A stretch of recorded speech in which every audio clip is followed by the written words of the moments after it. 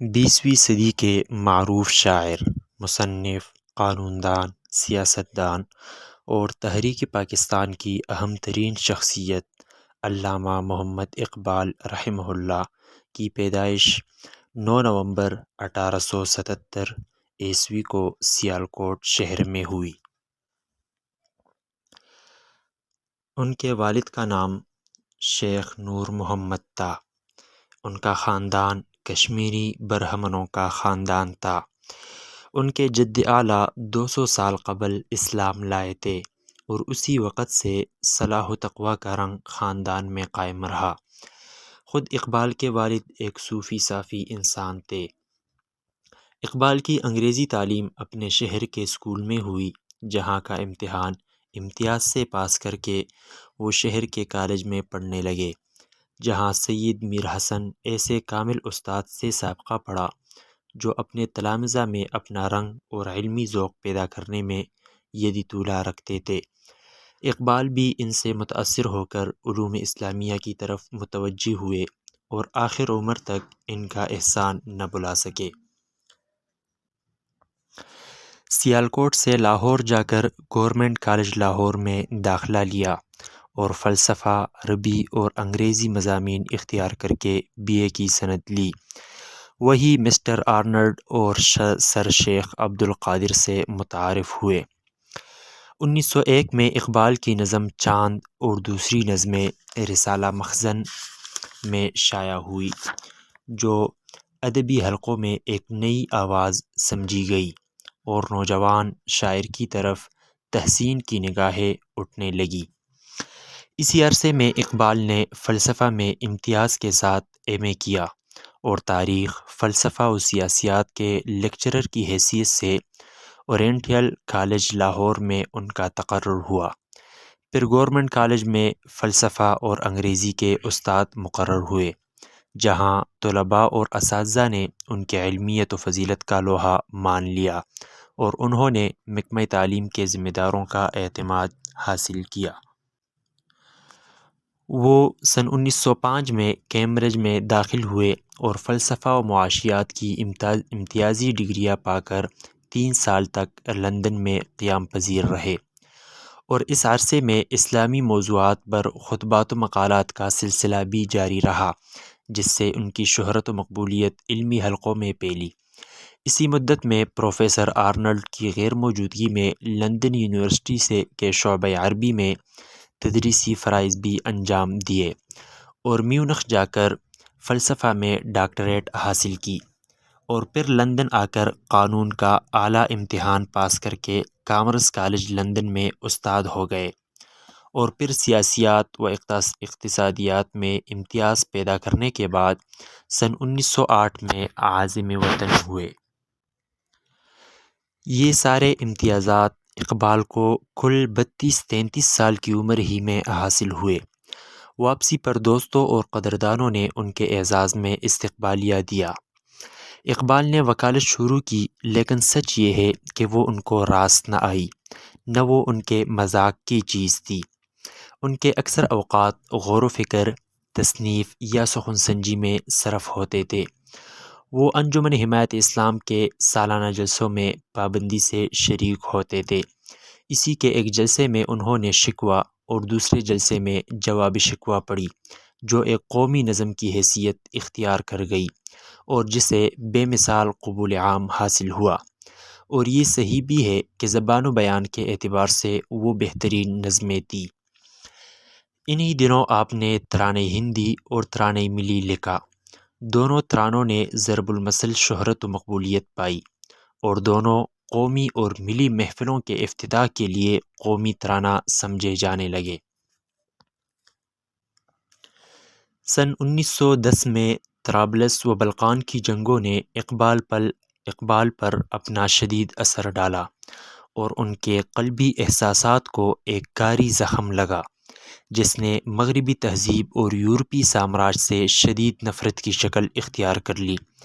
ان کے رنج و الم نے ان سے وہ پرجوش نظمیں کہلوائی جو مسلمانوں کے غم میں گرم آنسو اور مغرب کے خلاف تیر و نشتر تھی۔ بغاوت و انقلاب کی یہ روح ان کی اس زمانے کی تمام ہی نظموں میں جاری و ساری ہے۔ بلاد اسلامیہ، وطنیت، ہلال عید، مسلم، فاطمہ بنت عبداللہ، صدیق رضی اللہ عنہ، بلال رضی اللہ عنہ، تہذیب حاضر، دین اور حضور رسالت مآب میں۔ ان نظموں میں انہوں نے مسلمانوں کے ان قائدین و زعماء کے رویے پر افسوس ظاہر کیا ہے جو اسلامی قیادت کے دعوے دار ہے مگر حضرت رسالت مآب صلی اللہ علیہ وسلم سے انہیں کوئی قلبی اور روحانی رابطہ نہیں۔ وہ کہتے ہیں کہ میں ان تمام لیڈروں سے بری ہوں جو یورپ کے لیے شد رحات تو کرتے ہیں لیکن وہ آپ صلی اللہ علیہ وسلم سے نہ آشنا ہے نہ کسی گہرے تعلق کا اظہار کرتے ہیں۔ پھر اس کے بعد سن 1914 میں جب یورپ میں جنگ عظیم کا لاوا پھوٹا اور عالم اسلام پر جو حالات و حوادث گزرے، انہوں نے ان کو دردمند شاعر، مجاہد داعی، فلسفی حکیم اور دیدور مبصر بنا دیا، جو حالات سے مستقبل کا اندازہ لگا لیتا اور پیشن گوئیاں کرتا اور حقائق و عبر کو نظم کا لباس پہناتا۔ اپنی آتش نوائی اور شعلہ نفسی سے ایمان و یقین، خودی اور بے جگری کی آگ بھڑکاتا تھا۔ اس زمانے میں ان کے سینے کا جوش، دل کا فیضان اور طبیعت کا سیلان اپنے عروج پر تھا۔ اس وقت انہوں نے جو نظمیں کہی ان میں خضر را گل سرسبز کا حکم رکھتی ہے جس کا ہر قطعہ شعر و ادب، دروبینی اور حقیقت شناسی کا شاہکار ہے، لیکن طلوع اسلام بیت الغنزل کا حکم رکھتا ہے جس کی مثال اسلامی ادب میں مشکل سے کہیں اور مل سکے گی۔ بانگ درا سن 1924 میں منظر عام پر آئی اور اس وقت سے اب تک اردو کے افق پر اس کا ستارہ غروب نہیں ہوا نہ اس کی آواز صدائے سحر۔ اس کی اشاعت کے بعد کا دور ان کی وفات تک فکری پختگی اور دائرہ علم کی وسعت و بے کرانی کے لیے مشہور ہے۔ اسی دور میں ان کے نصب العین اور دعوت و پیغام میں وضاحت و قطعیت پیدا ہوئی اور ان کے فارسی مجموعہ کلام سامنے آئے۔ سن 1930 میں الہ آباد میں مسلم لیگ کے اجلاس کے خطبہ صدارت میں انہوں نے پہلی بار پاکستان کا نظریہ پیش کیا اور پنجاب کے مجلس قانون ساز کے ممبر منتخب ہوئے، اور سن 1930 اور 31 کی گول میز کانفرنسوں میں مسلمانوں کی نمائندگی کی۔ لندن میں انہیں فرانس، اسپین اور اٹلی کی حکومتوں نے ملکی دورے کی دعوت دی، چنانچہ آپ مؤخر الذکر دونوں ملکوں کی دعوت پر گئے اور میڈریڈ میں اسلامی آرٹ پر چند خطبات دیے۔ مسلمانوں کی صدیوں کی جلاوطنی کے بعد مسجد قرطبہ میں پہلی بار نماز پڑھی اور عربوں کی 800 سالہ حکومت اور ان کے اقبال رفتہ کی یاد میں 8 آنسو روئے اور دل کے پھپولے پھوڑے۔ اقبال نے اپنی نظم میں اپنے احساسات اور سچے جذبات کا ایسا نقشہ کھینچا ہے جس میں اسلامی اندلس کی تہذیبی روح اور اس کے ماضی کا عطر کھینچ آیا ہے۔ اس نظم میں اقبال کے فکر و فن اپنی معراج پر ہیں اور وہ عالمی ادبیات عالیہ میں شمار ہونے کے لائق ہے۔ اسپین میں اقبال کا پرجوش استقبال ہوا تھا، اسی طرح اٹلی میں بھی موسولینی نے ان کی پذیرائی کی، جو ان کی کتابیں پڑھے ہوئے اور ان کے فلسفے سے واقف تھا، اس لیے دیر تک آپس میں گفتگو ہوتی رہی۔ حکومت فرانس نے ان کو شمالی افریقہ کی مستعمرات کی سیر اور پیرس کی مسجد آنے کی دعوت دی، لیکن غیرت مند مسلمان شاعر نے دعوت کو یہ کہہ کر ٹکرا دیا کہ یہ تو دمشق کی درناک تباہی ہی کی حقیر قیمت ہے۔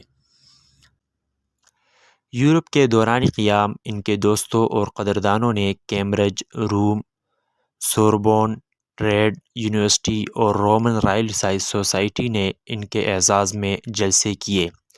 واپسی میں آپ بیت المقدس کی مؤتمر اسلامی میں شریک ہوئے اور اثنائے راہ میں اپنی پر اثر نظم ذوق و شوق کہی۔ سن 1932 میں شاہ نادر خان شہید کی دعوت پر علمی وفد کے ساتھ افغانستان گئے۔ بادشاہ نے بہت اخلاص کے ساتھ رازدارانہ گفتگو کی اور اپنا دل کھول کر رکھ دیا۔ دونوں ایک دوسرے کے ساتھ دیر تک گفتگو کرتے اور روتے رہے۔ سلطان محمود غزنوی رحمہ اللہ اور حکیم سنائی کے مزار پر پہنچ کر ان کا جذبہ بے اختیار پھر اشک حسرت کی شکل میں ظاہر ہوا، جس نے نظم کا لباس پہنا۔ اس سفر کے تاثرات مسافر میں جھلکتے ہیں۔ علامہ محمد اقبال عرصے سے طرح طرح کے امراض و عوارض کا شکار چلے آ رہے تھے۔ بالآخر ان کی صحت نے جواب دے دیا اور وہ صاحب فراش ہو گئے، لیکن اس حال میں بھی شعر گوئی، تصانیف اور ملاقاتوں کا سلسلہ جاری رہا۔ ان دنوں کے مشاغل میں قومیت کے نظریے کی تردید ان کی تحریروں کا بہت نمایاں حصہ ہے۔ اپنی وفات سے 10 منٹ پہلے وہ قطعہ کہا جو شوق و حسرت کا بیان اور ان کی زندگی کا ترجمان ہے۔ سرود رفتہ باز آید کنایت، سرود رفتہ باز آید کنایت، نسیم از حجاز آید کنایت، سر آمد روزگار اے فقیرے، سر آمد روزگار اے فقیرے، دگر دانائے راز آید کنایت۔ اور پھر اپنا آخری لافانی شعر کہا: نشان مرد مومن با تو گویم، نشان مرد مومن با تو گویم، چو مرگ آید تبسم بر لب اوست۔ یہ آخری دلیل تھی جو انہوں نے صداقت اسلام اور مومن کے ایمان و یقین پر قائم کی، اور اپنے بوڑھے وفادار خادم کی گود میں آخری سانس لی۔ عالم اسلامی میں پھیلے ہوئے دوستوں، شاگردوں اور قدردانوں سے منہ موڑ کر اور ان کو ساگوار چھوڑ کر دین و ادب کا آفتاب عظمت و اقبال، جس نے دلوں کو حرکت و حرارت، روشنی اور گرمی عطا کی تھی، 21 اپریل 1938 کو اس دنیا سے مستقل رخصت ہوا اور بادشاہی مسجد لاہور کے سامنے مدفون ہوئے۔